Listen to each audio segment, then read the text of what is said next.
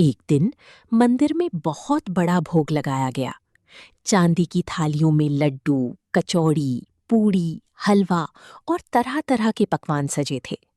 राजा ने गर्व से कहा, आज ठाकुर जी के लिए पूरे नगर का सबसे बड़ा भोग तैयार हुआ है।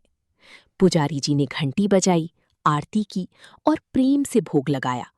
लेकिन थोड़ी देर बाद पुजारी जी के चेहरे पर चिंता दिखाई देने लगी। राजा ने पूछा, क्या हुआ पुजारी जी?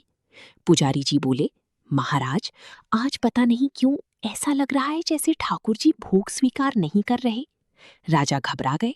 इतने स्वादिष्ट पकवान बने हैं, फिर ऐसी बात क्यों? पुजारी जी ध्यान से ठाकुर जी को देखने लगे।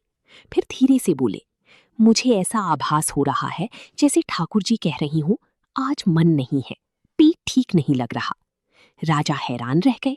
उन्होंने तुरंत छोटे पुजारियों से कहा, जाकर पता करो आज मंदिर में कौन कौन भोग लेकर आया था। सारे पुजारी लोगों से पूछने लगे। तभी एक बूढ़े सेवक ने कहा, महाराज, सुबह एक गरीब बूढ़ी माँ आई थी, फटी पुरानी कपड़ों में। वो कपड़े में लपेटकर सूखी भुरकी रोटी लाई थी। बहुत प्रेम से बोली, मेरे ठाकुर जी, मेरे पास बस यही है। ये सुनते ही पुजारी जी की आंखें बंद हो गईं। कुछ पल बाद वे जल्दी से बोले, महाराज, लगता है ठाकुर जी उसी रोटी को याद कर रही हैं। जल्दी उस माँ को वापस बुलाइए।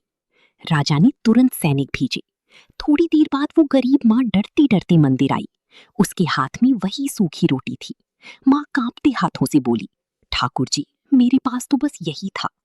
जैसे ही पुजारी जी ने वो रोटी ठाकुर जी के चरणों में रखी, मंदिर की घंटियां अपनी आप बजने लगी। पूरा मंदिर दिव्य सुगंध से भर गया। पुजारी जी की आंखों से आंसू बहने लगी। उन्होंने हाथ जोड़कर कहा, महाराज, आप ठाकुर जी प्रसन्न हैं।